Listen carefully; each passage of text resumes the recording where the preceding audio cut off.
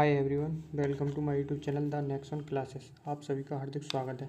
आज हम पढ़ेंगे संविधान की अनुसूचियाँ। पहली अनुसूची अनुच्छेद 1 से 4 तक, राज्य तथा संघ राज्य क्षेत्र का वर्णन। द्वितीय अनुसूची में दे रखा है संचित निधि पर भारित वेतन का उल्लेख, जैसे राष्ट्रपति, राज्यपाल, लोकसभा अध्यक्ष, उपाध्यक्ष, राज्यसभा के सभापति और उपसभापति, राज्यों के विधानसभा के अध्यक्ष और उपाध्यक्ष तथा विधान परिषद के सभापति व उपसभापति, सर्वोच्च न्यायालय के न्यायाधीश, उच्च न्यायालयों के न्यायाधीश, नियंत्रक एवं महालेखा परीक्षक आदि के वेतन, भत्ते एवं पेंशन के संबंध में द्वितीय अनुसूची में वर्णन है। तीसरी अनुसूची में शपथ या प्रतिज्ञानों का प्रारूप दिया गया है। अनुसूची 3 में कुल 8 शपथ प्रारूप दिए गए हैं। नंबर 1 संघ के मंत्री, नंबर 2 संसद के निर्वाचन हेतु अभ्यर्थी, नंबर 3 संसद के सदस्य, नंबर 4 उच्चतम न्यायालय के न्यायाधीश, नंबर 5 राज्य के मंत्री, नंबर 6 राज्य विधानमंडल के निर्वाचन के अभ्यर्थी तथा नंबर 7 है राज्य विधानमंडल के सदस्य, नंबर 8 नियंत्रक एवं महालेखा परीक्षक। नोट: इस अनुसूची में राष्ट्रपति, उपराष्ट्रपति तथा राज्यपाल की शपथ का उल्लेख नहीं है। ये आपको ध्यान रखना है अच्छे से।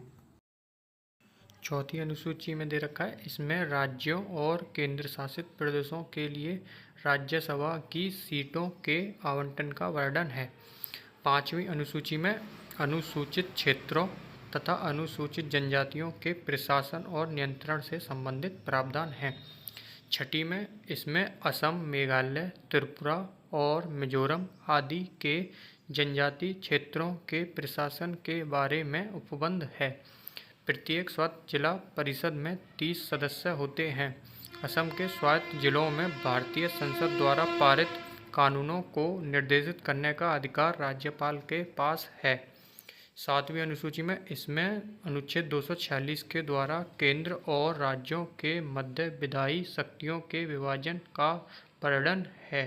यह शक्तियाँ संघ सूची, राज्य सूची व समवर्ती सूची में विभक्त हैं। नंबर 1 संघ सूची, इसमें राष्ट्रीय महत्व के ऐसे विषय शामिल हैं जो सारे देश के लिए महत्वपूर्ण हैं।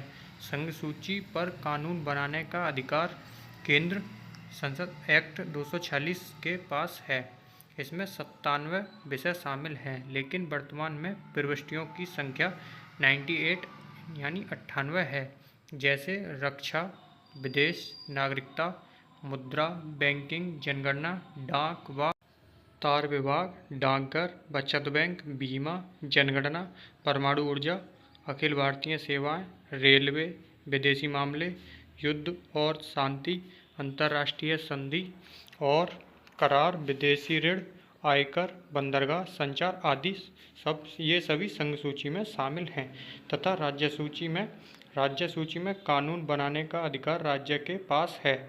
मूल रूप से इसमें 66 विषय शामिल थे, लेकिन वर्तमान में प्रविष्टियों की संख्या 59 यानी 59 है, जैसे स्थानीय शासन, कृषि, पुलिस, स्वास्थ्य, कारागार, कानून व्यवस्था, गैस, मनोरंजन, बाजार एवं मेले, पशुपालन, सिंचाई, सार्वजनिक स्वास्थ्य एवं स्वच्छता, रेलवे पुलिस, जन स्वास्थ्य, भूमि सुधार, प्रति व्यक्ति कर, विद्युत कर, कृषि भूमि पर संपदा शुल्क, खेल, व्यापार, वाणिज्य आदि ये सभी राज्य सूची में शामिल हैं।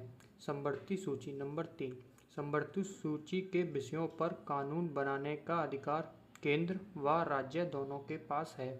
यदि दोनों को कानून में विवाद उत्पन्न हो जाता है तो केंद्र का कानून विधि मान्य होगा। इसमें 47 विषय शामिल हैं, लेकिन वर्तमान में प्रविष्टियों की संख्या 52 है, जैसे वन, दिवालियापन, मिलावट, श्रमिक संघ, विवाह, शिक्षा, सामाजिक और आर्थिक योजना व नियोजन, दंड विधि एवं प्रक्रिया, औद्योगिक विवाद, विद्युत, जनसंख्या नियंत्रण व परिवार नियोजन, बाट माप, उत्तराधिकार, समाचार पत्र, पुस्तकें और मुद्रालय, न्याय, प्रशासन, जानवरों के प्रति क्रूरता की रोकथाम, आपराधिक मामले, वन्य जीव जंतुओं का संरक्षण, कारखाने आदि।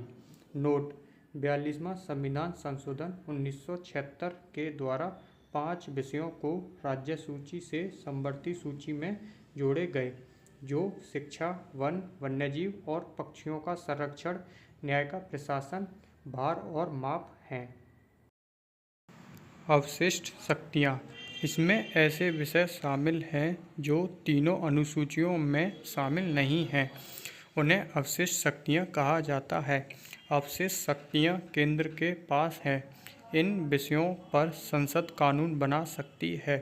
अवशिष्ट शक्तियों का उल्लेख संघ सूची की प्रविष्टि संख्या 97 और अनुच्छेद 248 में है। अवशिष्ट शक्तियाँ कनाडा के संविधान से ली गई हैं, जैसे साइबर कानून, अंतरिक्ष अनुसंधान, वन, मजदूर संघ, गोद लेना आदि। 8वीं अनुसूची में है। 8वीं अनुसूची में संवैधानिक मान्यता प्राप्त भाषाओं का उल्लेख है। 8वीं अनुसूची में भाषाओं से संबंधित है। प्रारंभ में 14 संवैधानिक भाषाएं थीं, जो कि वर्तमान में 22 भाषाओं को मान्यता प्राप्त है। 21वें संविधान संशोधन 1967 के द्वारा सिंधी भाषा को तथा 71वें संविधान संशोधन 1992 में कोंकणी, मणिपुरी और नेपाली तथा 92वें संविधान संशोधन 2003 के द्वारा 4 नई भाषाएं बोडो, डोगरी, मैथिली और संथाली को संवैधानिक मान्यता प्रदान की गई। वर्तमान में शामिल 22 भाषाएं निम्न हैं: हिंदी, संस्कृत, मराठी, गुजराती, कन्नड़, असमिया, कोंकणी, कश्मीरी, मणिपुरी, बंगला, नेपाली, उड़िया, मलयालम, पंजाबी, सिंधी, तमिल, तेलुगु, उर्दू, डोगरी, बोडो, मैथिली और संथाली हैं। 9वीं अनुसूची अनुच्छेद 31 ख में है। यह अनुसूची प्रथम संविधान संशोधन द्वारा जून 1951 पंडित जवाहरलाल नेहरू ने जोड़ी थी। इसमें भूमि सुधार संबंधी कानून हैं। इसमें भू सुधारों और जमींदारी प्रणाली के उन्मूलन से संबंधित राज्य विधानमंडलों और अन्य मामलों से संबंधित संसद के अधिनियम और विनियम वर्णित है। अनुच्छेद 31 ख में इस अनुसूची में यदि कोई कानून बनाकर डाल दिया जाए तो उसे न्यायालय भी परिवर्तित नहीं कर सकता। 10वीं अनुसूची में इसमें दल बदल कानून से संबंधित प्रावधान हैं। यह अनुसूची दल परिवर्तन के आधार पर निहिरता के बारे में उपबंध करती है। 52वें संविधान संशोधन द्वारा 1985 के द्वारा यह अनुसूची जोड़ी गई है। 91वें संविधान संशोधन 2003 के द्वारा 10वीं अनुसूची में संशोधन किया गया है। इस संविधान का उद्देश्य दल बदल रोकने के साथ साथ केंद्र व राज्यों के मंत्रिपरिषद का आकार निश्चित करना है। 11वीं अनुसूची अनुच्छेद 243 के ए से 243 ओ तक है।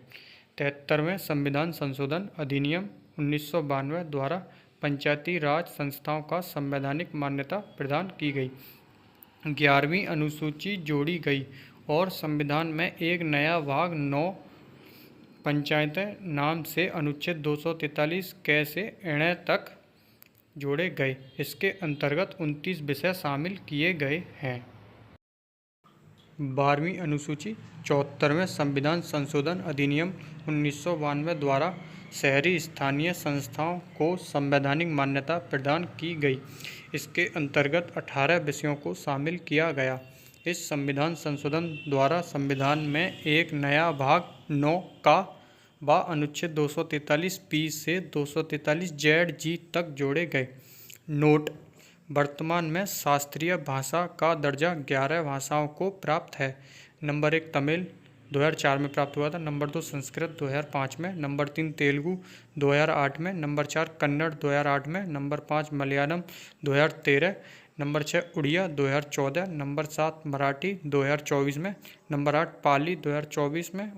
नंबर 9 प्राकृत, ये भी 2024 में। नंबर 10 बंगाली 2024 में तथा 11वां असमिया 2024 में। राज्यों की शासकीय भाषाएं क्या क्या हैं? गोवा की कोंकणी, आंध्र प्रदेश की तेलुगु, अरुणाचल प्रदेश की अंग्रेजी, पश्चिम बंगाल की बंगाली व अंग्रेजी, जम्मू और कश्मीर की उर्दू, कश्मीरी, अंग्रेजी, डोगरी व हिंदी है। मेघालय की अंग्रेजी, लक्षद्वीप की मलयालम, त्रिपुरा की बंगाली, दादर एवं नागर हवेली की मराठी, गुजराती व हिंदी है।